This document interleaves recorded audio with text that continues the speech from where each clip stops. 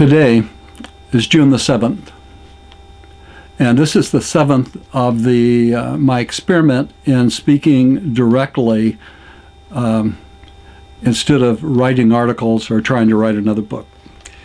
But what I have to say today is directed precisely to the children who might be listening to this. I will shortly be going up to visit with my great-grandson, who will be 14 years old this year. And so I'm directing what I have to say today to children certainly as young as my grandson, and maybe even 12, and perhaps even younger. In some cultures, as early as 12, one is considered to be an adult and to have rights and duties within the society in which they live. I'll be continuing today with this series and talking about things that just simply cannot be said in 280 characters. Particularly today, I'm speaking not only to the children, but there is within me, as there is within all of us, because we know now that our nervous system is simply with us for our entire lifetime, so that our brains and the minds that we have does not continually change throughout our lifetime. It just simply evolves through our lifetime, but we are all still the child that was within us at every stage of our lives. And so what I want to say is that I was a lonely and fearful child, and to a certain extent I'm still fearful inside, but not as lonely as I once was. Children today feel extraordinary fear on a number of fronts, and this is not right.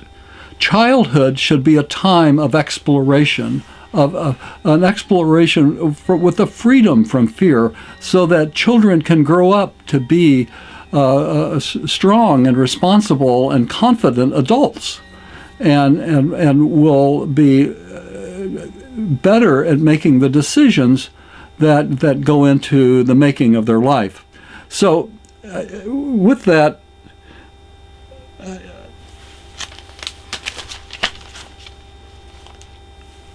I have to say that defining my audience. When I say children, certainly let's go 12 years old in the next 10 years. So I'm speaking to those of you who are still in college. So your fears that you are feeling are well justified. And earlier this week I've spoke about the need to be free from the doom and gloom that suggests. But the world is spinning out of control. I mean, nuclear war is being threatened on a daily basis. There's wars being fought all over the world, and it is because of the violence of weapons, and this weaponry is being used in these wars all over the world, and being threatened with nuclear warfare and chemical warfare, and now digital warfare and warfare from space. The whole idea of weapons has permeated our society, and it has gotten to the point where there are as many guns in the United States as there are people in the United States, and this is something that is fearful. That every dispute and every slight can be immediately remedied by a bullet. And the consequences be damned. We will deal with those tomorrow, and that is a dangerous situation. And arming teachers and issuing bulletproof shields to children to carry around with them in their backpacks, and to build bomb shelter, like build rooms within every classroom for them to have a place of safety, is just simply an insanity. I mean, if we're trying to make our children less fearful, then why are we doing what we're doing and how we're doing it?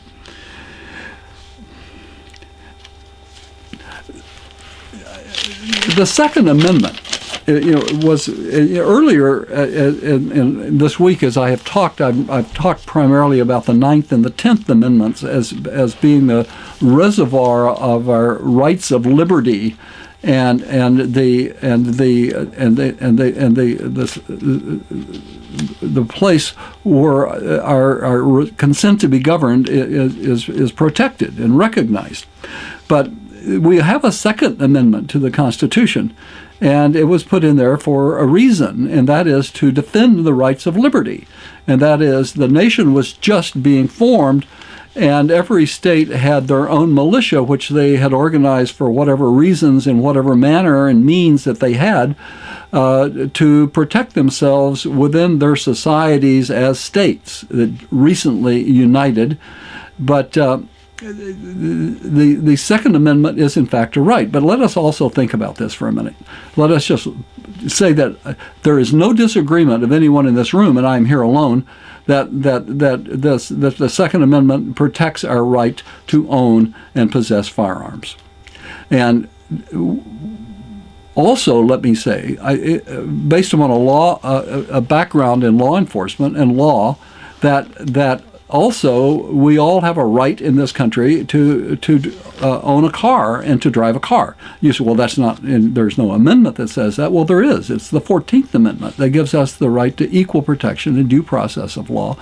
And we have, the state of California can't suddenly say that 77-year-old white men wearing red sweaters can no longer own a car in the state of California or drive a car in the state of California. And that would be violating my rights to due process and equal protection of the law. So, even the Supreme Court, in its most recent decision on the subject, dealing with the right to own firearms in the District of Columbia, in ruling in favor of the Second Amendment, did in fact say that reasonable regulations was certainly justified and in order. I don't believe that's exactly how the court put it, but we have to remember that this has been a part of the ownership of firearms in this country since the very beginning. Militias were organized. They were organized, and generally there was a pretty good knowledge of who owned guns and what guns did they have and how good were they with their guns, and there has been that form of oversight throughout the history of the Second Amendment. Now, the organization after the end of the Civil War that was organized so that young people would be better sharpshooters, because most of the bullets fired in the Civil War never struck a mark. They were very poor marksmen on both sides, and the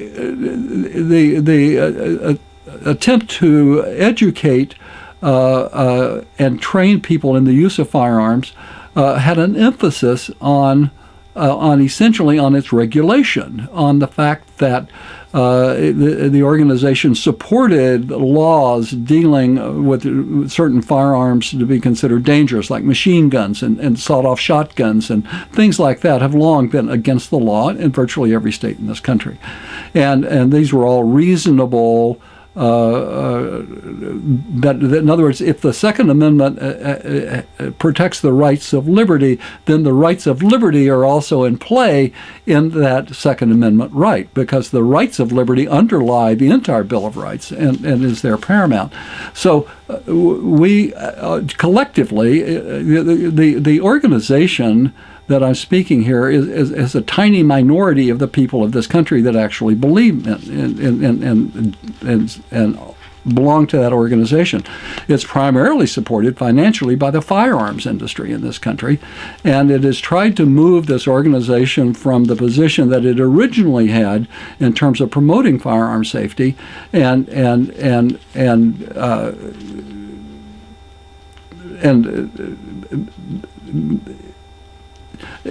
having a reasonable approach to the and I don't want to say regulation, but in lack of another word, there has to be we have to look at guns just like we look at cars. If we can do that and just say, okay, whatever terminology we use or whatever statutes we use to register cars and to make sure that they are safe and operable and then are not going to blow up, then that's the same as would be applied to guns generally.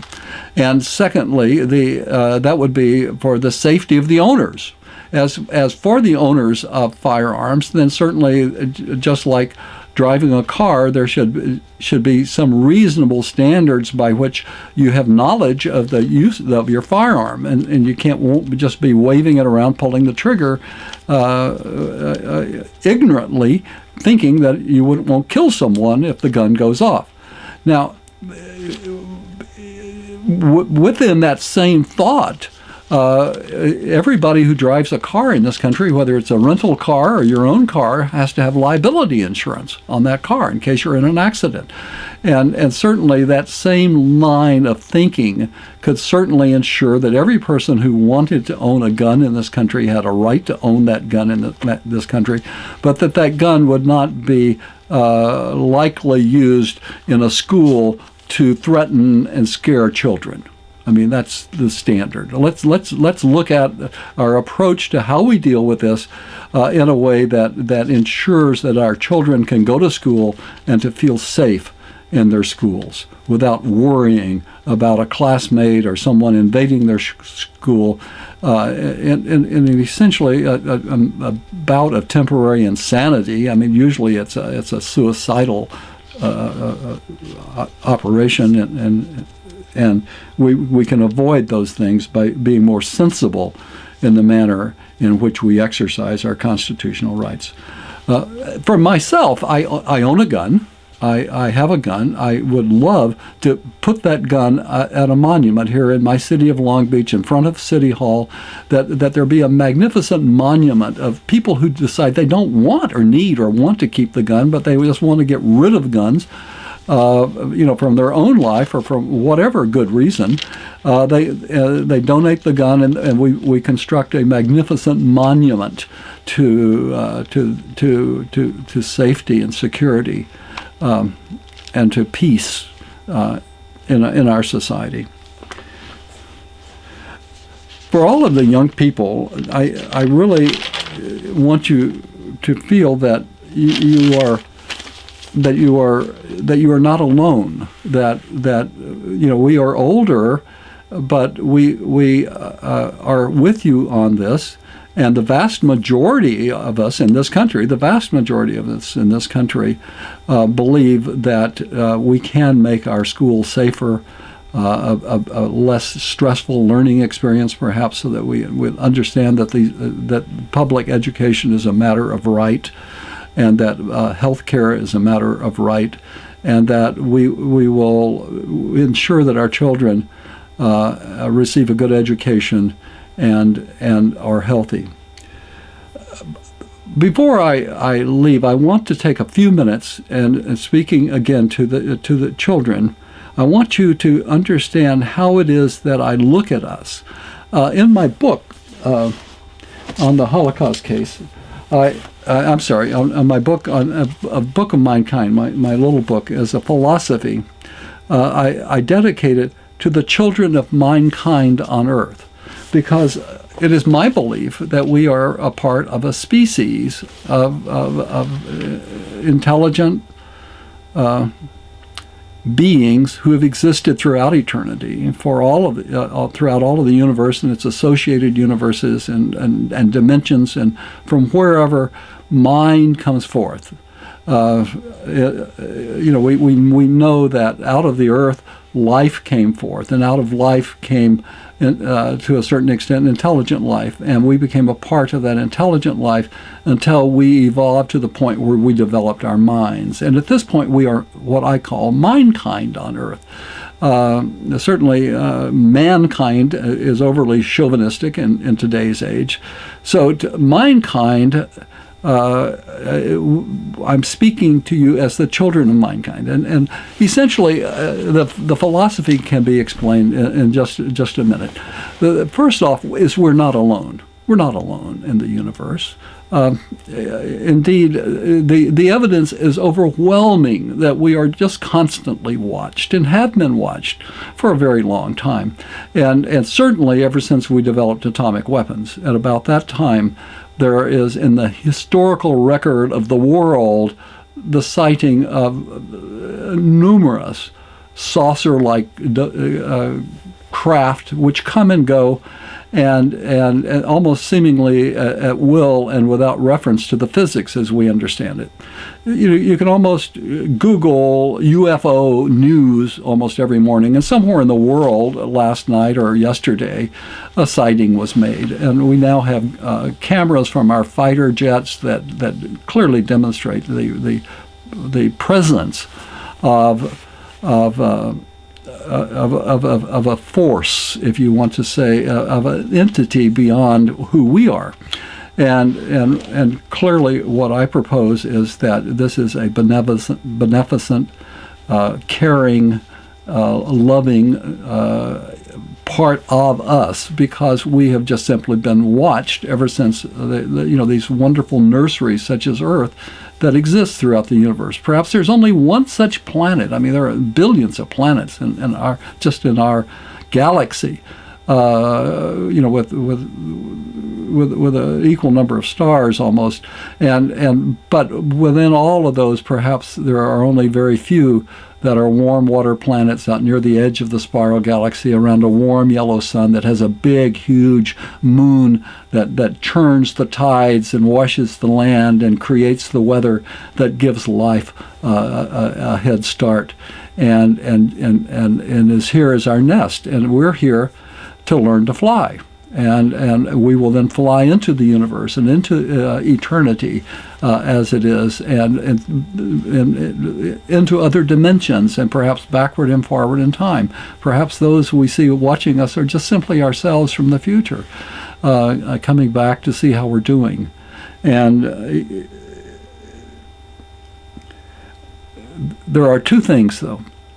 One is that it is my proposition that we will never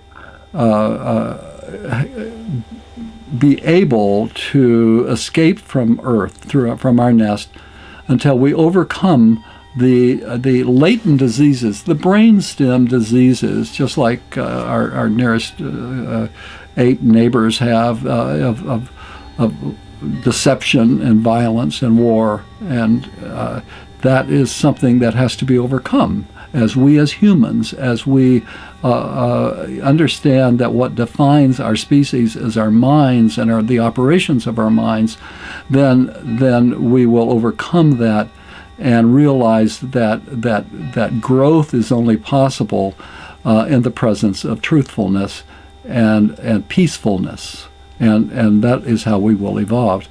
And it's not as though we will be quarantined here on Earth until such time as we overcome these diseases so that we won't infect them.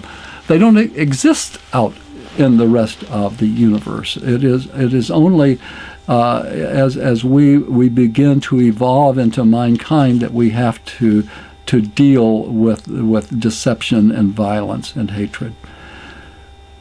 But I think that on a more positive note, and certainly in keeping with what I have here to say today, the second part of the proposition is this, and that is that we will never have the knowledge and the wisdom and the strength and the power and the glory, everything that it takes to truly spin out of this dimension into another dimension, or to recognize where our place is in order to be able to come home once we spin out of this particular lovely place. And with that, there is my belief that we will only have that kind of knowledge and power when every child on Earth, every single child on Earth, no matter where they are, no matter which village, which country, which society, where they are, until every child on Earth has equal access to nutrition and health care and education. Then is when the knowledge will come forth, when the the understanding will come forth, when the creation will come forth, because that's who we are. We are a race of creators. And certainly when I said earlier that children need to have that freedom of exploration, because that enhances and gives rise to the gene that derives us. There's a gene within us, and those who are more likely to leave the village and go out into another valley to mountains over and find a better place to live, that is what has been rewarded throughout human history, is our exploration. So here we stand today, and we look out at the world, and we want to explore. We've been to the moon. We've sent our explorers are to Mars. We have one explorer that's nearing the edge of our solar system. But we stand here together. And we can't do it individually. One nation can't do it. One society can't do it. We can only do it together, because that's who we are. We are one complete interrelated species. We are humanity on Earth. And we have certain rights of liberty, not only in the United States, but all of the world. These are our human rights. And we have, no matter what kind of government we have, we also have an equivalent, the consent to be governed, that it is ours. And those two factors, come into play no matter where we are in the world. And we just have to be able to learn to do that peacefully and productively, because that's what will flow from it, will be our creations, our productivity, and there will be a happy tomorrow. I hope that as best I can, I speak for the children.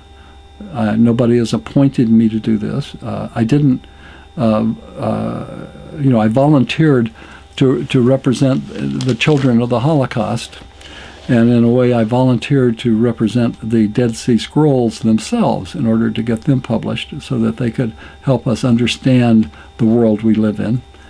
And I am here today saying that I want to do what I can to make this a better world for our children, for them to thrive and to succeed. So I'm speaking to you, the children, today, and I will continue to speak for you tomorrow, so long as you allow me to. So, before I leave, what are the things that we are dedicating this series to?